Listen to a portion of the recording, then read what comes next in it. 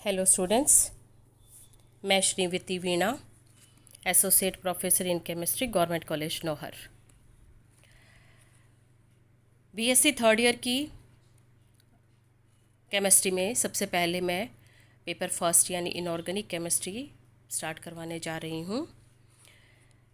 Inorganic chemistry का जो पहला यूनिट है metal ligand bonding in transition metal complexes, और उसका फर्स्ट चैप्टर है limitations of valence bond theory, यानी संयोजकता बंध सिद्धांत की सीमाएं।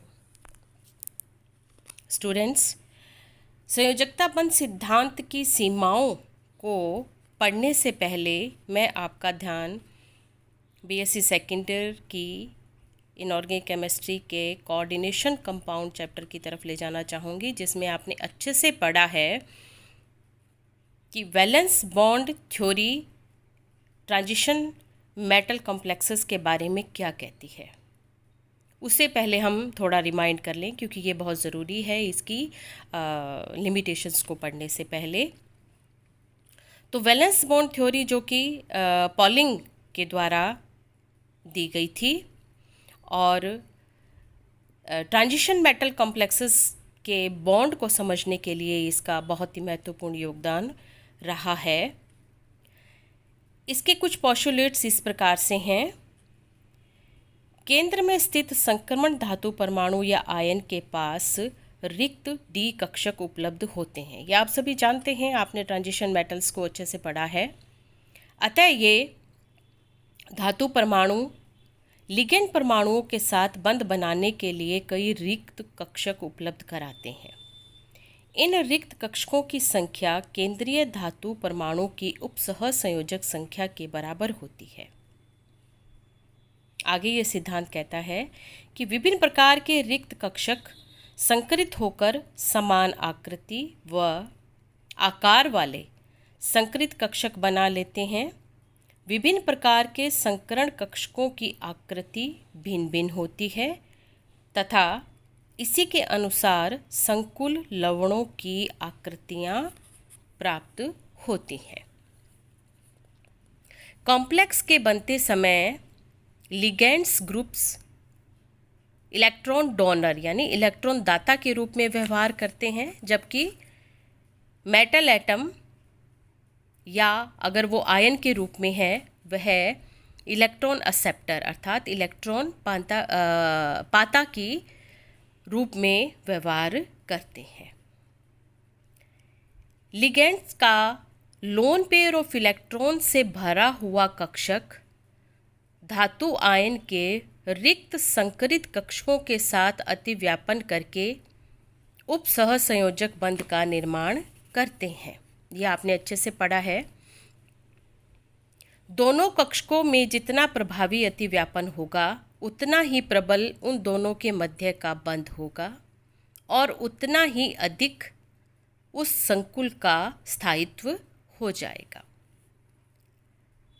जैसा कि आप जानते हैं कि संकरित कक्षक अधिक दिशात्मक होते हैं, अतः प्रभावी अतिव्यापन करते हैं। यही कारण है कि धातु आयन के रिक्त कक्षक पहले संकरित होते हैं और फिर एक निश्चित आकार व आकृति के लिगेंड्स के साथ अतिव्यापन करके प्रबल बंध बनाते हैं। एक उपसह संयोजक बंध की मजबूती व प्रकृति वैसी ही होती है जैसी कि एक सहसंयोजक बंध की होती है, लेकिन इसके विपरीत उपसह संयोजक बंध से बंधित दोनों परमाणुओं पर फॉर्मल चार्ज आ जाता है। जो डोनर एटम होता है उस पर +1 का आता है और जो एक्सेप्टर एटम होता है उस पर -1 का चार्ज आ जाता है।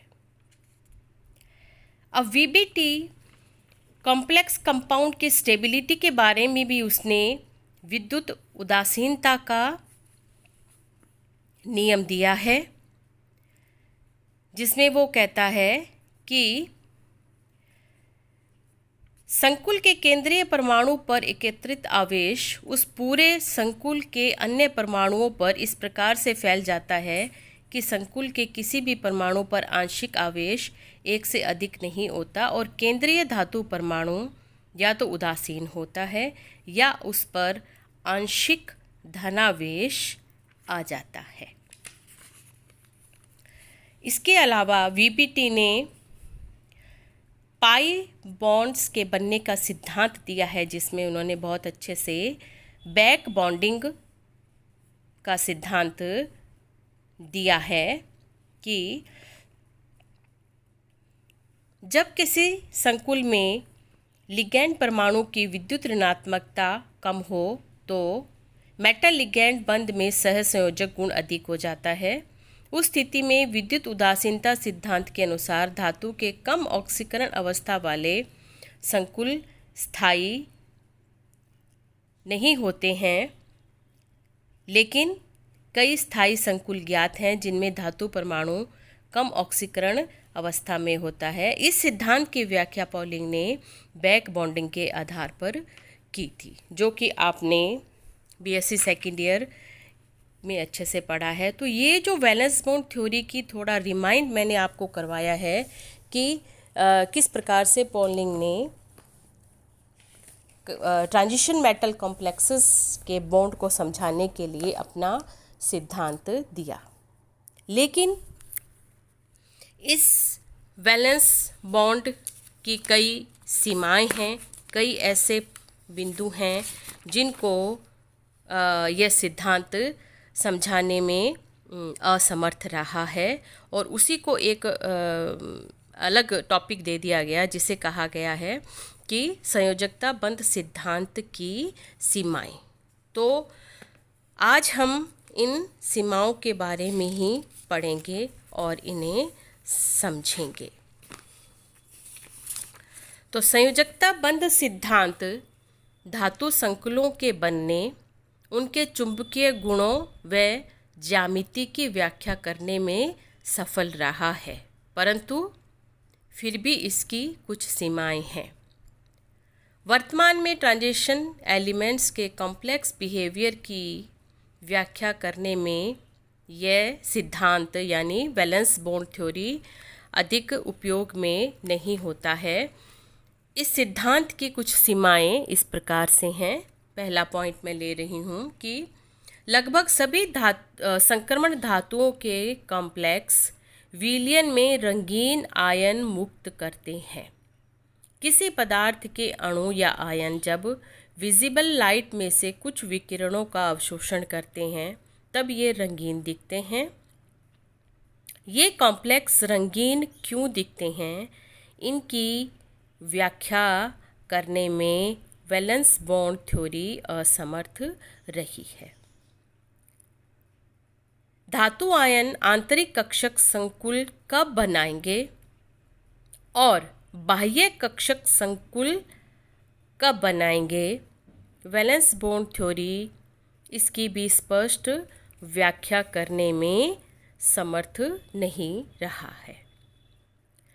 विभिन्न संकुलों के चुंबकीय गुणों के आधार पर हम उसके संकुल निर्माण की प्रक्रिया को समझा सकते हैं, परंतु संरचना के आधार पर उनके चुंबकीय गुणों का पूर्वानुमान वैलेंस बॉन्ड थ्योरी नहीं लगा सकता है।